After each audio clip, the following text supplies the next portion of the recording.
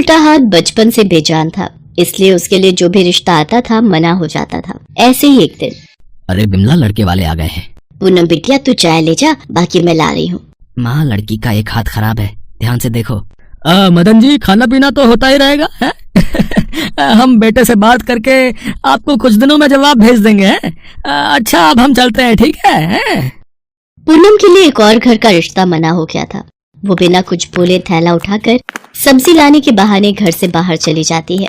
घर से बाहर निकलते ही वो फूट फूट कर रोने लगती है। मदन और बिमला भी बहुत दुखी होते हैं। पता नहीं मोहल्ले की सब लड़कियों के हाथ पीले हो गए, हमारी पूनम के भाग्य में न जाने क्या लिखा है। जो भी लड़का देखने आता है इसके एक हाथ की खराबी की वजह से मना कर देता है। क्या करे बिमला, वो दिन मुझे आज भी याद है जब पूनम छोटी थी।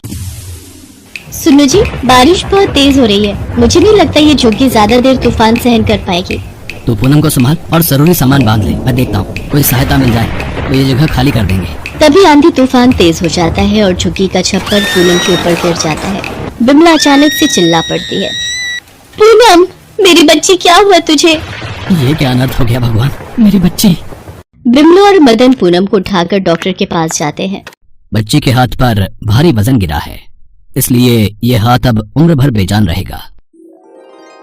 पता नहीं हमारी बेटी के साथ ही ऐसा क्यों होना लिखा था।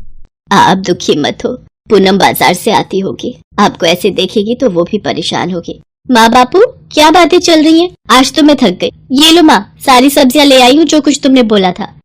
तभी पड़ोस की महिला आ जाती है। राम राम बिमला बहन, ये लो मुंह मीठा करो, मेरी बिटिया सुमन का रिश्ता पक्का हो गया है, बहुत ही अच्छा घर परिवार मिला है। ये तो बहुत ही अच्छी बात है। सरोज बहन, मेरी पूनम के लिए भी कोई घर बताना। देखो बिमला बहन, कोई अच्छा लड़का तो मिलने से रहा, क्योंकि पूनम के हाथ की तकलीफ देखकर कोई भी लड़का हाँ नहीं करेगा। अच्छा अब मैं चलती हूँ, बहुत तैयारियां करनी है।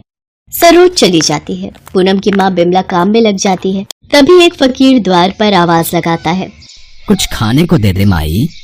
माँ, द्वार पर कोई फकीर आए हैं, मैं उन्हें कुछ खाने को दे देती हूँ। ये लो बाबा, साग और रोटी। बेटिया, ये तेरे हाथ को क्या हुआ? बाबा, जब मैं छोटी थी तो एक हादसे में मेरे हाथ पर चोट आई थी। सब चिंता बाबा भोलेनाथ पर छोड़ दे बच्ची, देखना तेरा ये हाथ बिल्कुल ठीक हो जाएगा। क्या हुआ पूनम, बाबा को रोटी देने में बड़ी देर लगा दी, क्या हुआ बाबा?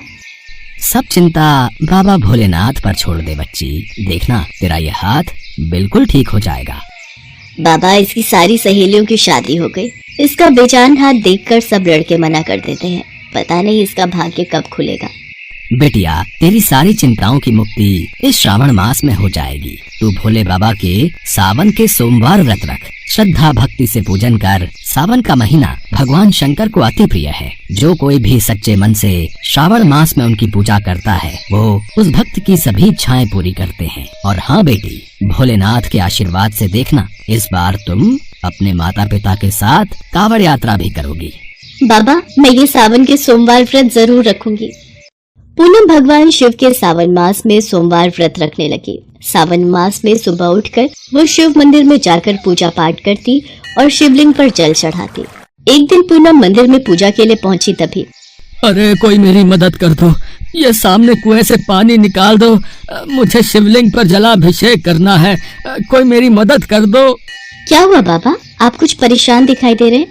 बेटी, आज सावन मास की शिवरात्रि है, मुझे कुएं के जल से ही शिवलिंग पर जल से अभिषेक करना है, पर मैं वृद्ध हूँ, कुएं में से पानी निकालने में असमर्थ हूँ। क्या तुम मेरी सहायता करोगी? हाँ बाबा, मैं अभी आपके लिए कुएं से बाल्टी भर कर लाती हूँ। पूनम बाल्टी उठाकर कुएं के पास जाती है और कुएं से पानी निकालने लगती है। उसे याद ही नहीं रहता कि उसका उल्टा हाथ तो काम ही नहीं करता, पर वो दोनों हाथों से पानी की बाल्टी खींच लेती है और उस बूढ़े व्यक्ति के पास ले जाने लगती है, तो बूढ़ा व्यक्ति वहाँ नहीं होता। पूनम अपने दोनों हाथों की ओर देखती है। जो उल्टा हाथ बरसों पहले अपाहिज हो गया था, आज उसने उसी हाथ से कुएं से पानी निकाला। वो भागती हुई घर जाती है। माँ देखो, मेरा हाथ ठीक हो गया, भगवान भोलेनाथ ने मेरा हाथ ठीक कर दिया। क्या ये इतना बड़ा चमत्कार? हे शिव शंकर, आपका ये कैसा अनोखा चमत्कार है प्रभु। मेरी बिटिया का हाथ ठीक हो गया, भगवान आपकी महिमा अपार है। पूनम बिमला और मदन को मंदिर में घटी सारी घटना विस्तार से बताती है। पूनम, वो भगवान शंकर की ही कोई लीला थी। जो तुम्हारा हाथ ठीक करने के लिए उन्होंने रची थी। स्वयं भगवान शिव तुम्हारी मदद के लिए आए बेटी। ये सब सावन मास के सोमवार व्रत का फल है। सच में भोलेनाथ के सावन के सोमवार व्रत बहुत ही फलदायी हैं। तूने उन फकीर बाबा के कहने पर ये व्रत रखे और आज ये चमत्कार हो गया। तभी वो फकीर बाबा आ जाते हैं। मैंने कहा था ना बेटिया, भोलेनाथ के सावन के महीने की मान्यता बहुत है। तेरे सारे दुख दूर हो जाएंगे। भोले बाबा तुझे सदा खुश रखें। देखते ही देखते वो फकीर बाबा भी ओझल हो गए। पूनम के दुख दूर हो चुके थे। वो अपने पिता से कहती है, बापू मैं भी कांवड़ यात्रा पर जाना चाहती हूँ, चलोगे ना? मुझे शिव जी का जलाभिषेक करना है। हाँ बेटी, हम कांवड़ का जल लेने जरूर जाएंगे। बिमला और मदन पूनम को लेकर कांवड़ यात्रा के लिए जाते हैं। पूनम हरिद्वार से जल लाकर शिव मंदिर में शिवलिंग की पूजा अर्चना करती है। कुछ दिनों बाद मदन और बिमला एक अच्छा लड़का देखकर पूनम की शादी कर देते हैं। पूनम को एक सुयोग्य वर की प्राप्ति